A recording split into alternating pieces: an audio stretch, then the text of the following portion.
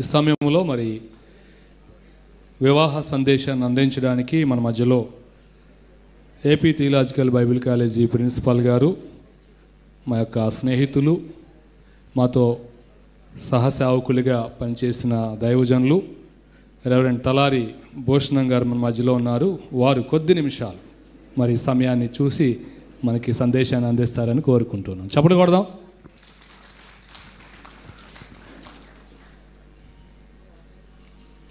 మంచిది. ప్రభువునందు దేవుని బిడ్డలారా, మీ అందరికీ యేసు ప్రభువు నామములో వందనాలు తెలియజేస్తూ ఉన్నాను. దేవుని యొక్క మహాకృపను బట్టి మీ మధ్యలో ఈ విధంగా నిలవబడి దేవుని యొక్క మాటను పంచుకోవడానికి దేవుడిచ్చిన ధన్యతను బట్టి నేను ఎంతగానో దేవుని స్తుతిస్తూ, మరియు ప్రత్యేకంగా ప్రశాంత్, దీప్తి వారి యొక్క వివాహ కార్యక్రమంలో మరి దాదాపుగా ఒక నెల 15 రోజుల క్రితం మేడం గారు ఫోన్ చేసి, మీరు మా కుటుంబానికి చాలా ఆప్తులు, మా సంస్థలు చాలా కాలం పనిచేశారు, మీరే దేవుని యొక్క వాక్యాన్ని అందిస్తే బాగుంటుందండి అని ఆమె ప్రత్యేకంగా ఫోన్ చేసినప్పుడు నేను చాలా సంతోషపడ్డాను. మేడం గారిని బట్టి నేను వందనాలు తెలియజేస్తున్నాను. మరి ఈ సమయంలో బిషప్ గారిని జ్ఞాపకం చేసుకోకుండా ఉండలేను. కారణంలో 2వ అధ్యాయము 18వ వచనం ఇందాక మనం చదువుకున్నాం. మరియు దేవుడైన యెహోవా, నరుడు ఒంటరిగా ఉండుట మంచిది కాదు, వానికి సాటి అయిన సహాయమును వాని కొరకు చేయుదును అని అనుకొనెను. ఈ లోకంలో మొట్టమొదటి మానవుడైన ఆదామును దేవుడు తయారు చేసిన తర్వాత నరుని చూశాడు. ఒంటరిగా ఉండటం మంచిది కాదు అని తలంచాడు. వానికి సాటి అయిన సహాయంగా ఒక వ్యక్తిని ఇవ్వాలని అనుకున్నాడు. నేను ఈ వాక్యాన్ని చదువుతున్నప్పుడు చాలా ఆలోచన చేశాను. ఎందుకని అంటే, ఒక పురుషునికి సహాయంగా ఎవరిని ఇవ్వాలి? ఒక స్త్రీకి సహాయంగా ఉండాలి అని అంటే ఒక పురుషుడు ఉంటాడు, కానీ పురుషునికి సహాయం ఎవరుంటారు?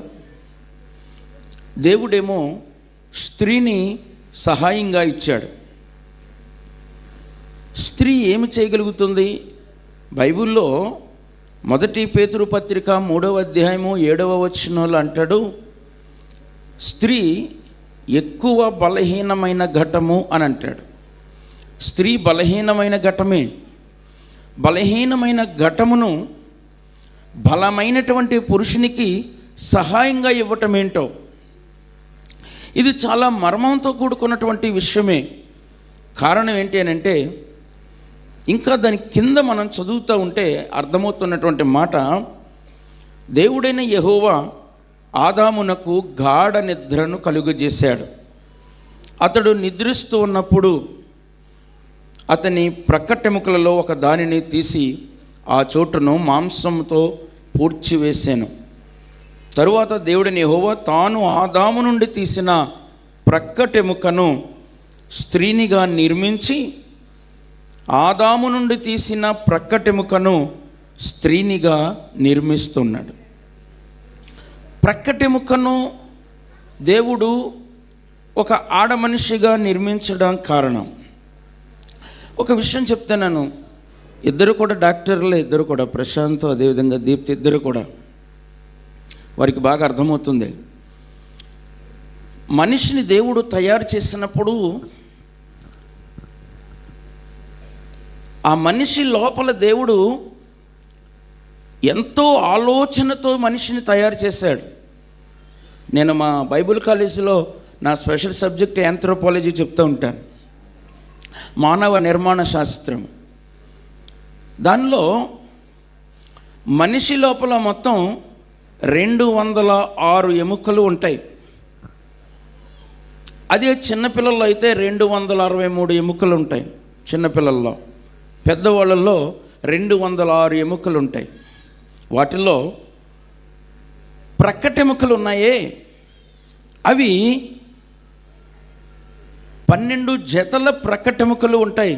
అంటే 4 ప్రక్కటెముకలు ఉన్నాయి. ఎదురు రొమ్ము మీద ఉండే ఎముకలు అన్నమాట. ఇవి అస్థిపంజరాన్ని చూస్తే తెలుస్తుంది. ఆ ప్రక్కటెముకలలో ఒక రిబ్బుని బయటికి లాగాడు. ఫస్ట్ ఆపరేషన్ అదే. ప్రపంచంలో దేవుడి భూమిని తయారు చేశాక మనిషిని చేసిన తర్వాత ఫస్ట్ ఆపరేషన్ చేశాడు. ఇప్పుడేదో కొత్తగా ఎనస్థీషియా అయ్యి అంటున్నాం. దేవుడు ముందుగానే చెప్పాడు. మొట్టమొదటి మానవునికే దేవుడు ఎనస్థీషియా ఇచ్చాడు. ప్రక్కటెముకను తీశాడు. ఎందుకు ప్రక్కటెముకను తీశాడు? కారణం ఏంటి అని ఆలోచన చేస్తే,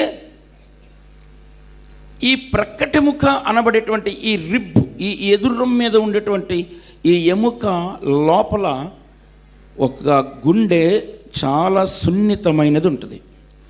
ఈ గుండె రక్తాన్ని తయారు చేసి మన బాడీలో ప్రతి అవయవానికి కూడా అది ఎంత పర్సంటేజ్ కావాలో పంపుతూ ఉంటుంది. అది గుండె చేసే పని. కానీ చాలా సున్నితంగా ఉంటుంది. చాలా చాలా సున్నితంగా ఉంటుంది. గుండె ఎంత సున్నితంగా ఉంటుందో ఎదురు రొమ్ము మీద ఉండేటువంటి ప్రక్కటెముక అంత గట్టిగా ఉంటుంది. గుండె లేకపోతే మనిషే లేడు. అటువంటి గుండెకు ప్రొటెక్షన్గా దేవుడు ఎదురు రొమ్ము మీద ఉండేటువంటి ప్రక్కటెముకను దేవుడు చేశాడు. ఒకవేళ మనిషి ముందుకు పడ్డాడు అనుకోండి, గుండెను కాసేది ఏంటో తెలుసా? ఆ ప్రక్కటెముకే. ఆ ప్రక్కటెముకే లేకపోతే ఆ గుండె ఎందుకు పనిచేయదు. అంటే ఇక్కడ ఆదాముకిని అవ్వకి మధ్యలో ఒక అవినాభావ సంబంధాన్ని దేవుడు ఏర్పాటు చేస్తున్నాడు. అదేంటో తెలుసా?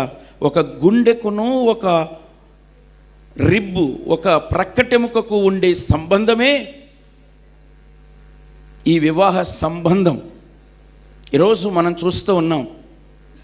ఆ గుండె, నేను బ్రతికిస్తే నువ్వు బ్రతుకుతున్నావు, నేను రక్తమిస్తే నువ్వు బ్రతుకుతున్నావు, నువ్వెంత అని ఒకవేళ ఆ ప్రక్కటెముకను గనక అన్నదనుకోండి, ప్రక్కటెముక చెప్పే సమాధానం ఏంటో తెలుసా? నేను నిన్ను కాస్తున్నాను కాబట్టి నువ్వు బ్రతుకున్నావు, లేకపోతే నువ్వెందుకు పని చెయ్యవు అని అంటది ఆ ప్రక్కటెముక. ఆ విధంగానే ఇక్కడ ఒక కుటుంబ వ్యవస్థలో పురుషుడు అనబడేటువంటి వ్యక్తి ఒక గుండెకాయ లాంటివాడు. కుటుంబానికి సంపాదించేవాడు, కుటుంబ పోషణ నిమిత్తం ప్రయాసపడేవాడు, పిల్లలకి ఏ విధంగా ఉండాలో, భార్యని ఎలా చూడాలో, సమాజంలో ఏ విధంగా బ్రతకాలో అన్నిటికీ మూల కారణం పురుషుడైతే, కుటుంబాన్ని జాగ్రత్తగా కాపాడుకుంటూ భర్తకు మంచి సేవ చేస్తూ లోబడి ఉండేటువంటి ఒక మంచి మనస్సు కలిగినటువంటి దానిగా స్త్రీ ఉండాలి అనేది దేవుడి మాట. ఇద్దరూ కూడా ఒకటే, ఇద్దరూ కూడా అవినాభావ సంబంధం ఉండాలి. నేను మగవాడిని కదా, నేను సంపాదిస్తున్నాను నేను అని ఒకవేళ అంటే గనక ఆ రిబ్బు, ఆ ప్రక్కటెముక కాస్త పక్కకు తిరిగితే ఎందుకు పనిచేయదు ఆ గుండె. నేను ఈ మాట చదువుతున్నప్పుడు అనిపించింది, సాటి అయినటువంటి సహాయంగా దేవుడు నిర్మించినటువంటి ఆ ప్రక్కటెముక స్త్రీనిగా దేవుడు చేయడానికి గల కారణం, పురుషుడు బాడీలో బలమైన వాడు కానీ బుద్ధిలో మాత్రం బలహీనుడే ఎప్పుడైనా సరే. స్త్రీ బాడీలో బలహీనమైంది కానీ బుద్ధిలో మాత్రం చాలా బలమైంది. భర్తకి ఎప్పుడూ కూడా సలహాలు ఇస్తూ ఎలా నడవాలో, ఎక్కడ ఎలా ఉండాలో జాగ్రత్తగా చూసుకుంటూ ఉంటుంది. ఒక మాట చెప్తాను మీకు, భార్యాభర్తల మధ్యలో ఒకవేళ బయట ప్రపంచమంతా ఒకటైపోయినా ఒక భార్య ప్రక్క నుండి నేనున్నా నీకు ఏం పర్వాలేదు అని అంటే వాడికి 1000 ఏనుగుల బలం వచ్చేస్తుంది. ఏమండి? ప్రపంచమంతా కూడా నువ్వు ఇంద్రుడివి, నువ్వు చంద్రుడివి, నీ ఎంత గొప్పోడు ఎవడో లేడు అని ఎంత పొగిడినా ఒకే ఒక్క భార్య ప్రక్క నుండి చీ నువ్వు కూడా ఒక మగోడివేనా మనిషివేనా అన్నదనుకోండి, ఇక చచ్చాడే. అంత బలమైనటువంటిది స్త్రీ. అందుకనే దేవుడు పురుషునికి బలహీనమైన ఘటముగా ఎంచబడిన బుద్ధిలో బలమైనటువంటి స్త్రీని సహాయంగా దేవుడు అనుగ్రహించాడు. ఈ రోజున దీప్తి తన యొక్క భర్త అయినటువంటి ప్రశాంత్కి ఎప్పుడు కూడా మంచి ప్రొటెక్షన్గా ఉండాలి. అదేవిధంగా ప్రశాంత్ నేను మగోణ్ణి కదా అనేటువంటిది లేకుండా నా సహచరిని నా భార్య అని ప్రేమిస్తూ వారి ఇరువురి యొక్క జీవితము కూడా అందంగా తీర్చిదిద్దబడాలని నేను కోరుకుంటూ ఉన్నాను. దేవుని బిడ్డలారా, బైబిల్ గ్రంథము చెప్తూ ఉన్నటువంటి ఈ మాట, ఒక పురుషుడు ఒక స్త్రీ లేక ఒక వధువు ఒక వరుడు అనబడేటువంటిది ఇందాక మనం చూస్తూ ఉన్నాం. మొట్టమొదటిగా వరుడు చాలా చక్కగా హుందాగా చాలా చక్కగా నడుచుకుంటూ వేదిక మీదకు వచ్చాడు. తన భార్య కొరకు ఎదురు చూస్తూ ఉన్నాడు. భార్య ఎప్పుడైతే రావటం చూశాడో వరుడు చక్కగా లేచి నిలబడ్డాడు, స్వాగతించాడు, ప్రక్కన కూర్చోబెట్టుకున్నాడు. తన భార్యగా మరికొద్దిసేపట్లో చేసుకోబోతూ ఉన్నాడు. ఈ బంధం ఇదిగో వరుడైనటువంటి యేసుక్రీస్తునకు సాదృశ్యంగా కనబడుతూ ఉంది. వధువు సంఘముగా ఉన్నటువంటి మన యొక్క జీవితాలు వధువునకు సాదృశ్యంగా కనబడుతూ ఉన్నాయి. ఆల్రెడీ వరుడు ఈ భూమి మీదకు వచ్చేసాడు. ఆయన మనలందరినీ కూడా ఆయన తనను తాను ప్రదానం చేసుకున్నాడు, వెళ్ళాడు. ఆయన మరలా తిరిగి రాబోతూ ఉన్నాడు. వధువు సంఘముగా ఆయనకు ఇంపైనటువంటి వధువుగా మనమందరం కూడా ఉండాలని దేవుడు ఆయన ఎదురు చూస్తూ ఉన్నాడు. చాలా జాగ్రత్తగా ఉండాలి. ఇక్కడ ఒక చిన్న మాట చెప్పి నేను ముగిస్తాను. భార్యాభర్తల మధ్యలో అనుబంధం ఏ విధంగా ఉండాలి అని అంటే దేవుడు రెండు సూత్రాలు చెప్పాడు. ఏదో పాతకాలం నాటి సినిమా పండంటి కాపురానికే 12 సూత్రాలు అంట. ఇప్పుడు 12 సూత్రాలు కాదు, ఈ బైబిల్ చెప్తున్న సూత్రాలు 2. అదేంటో తెలుసా?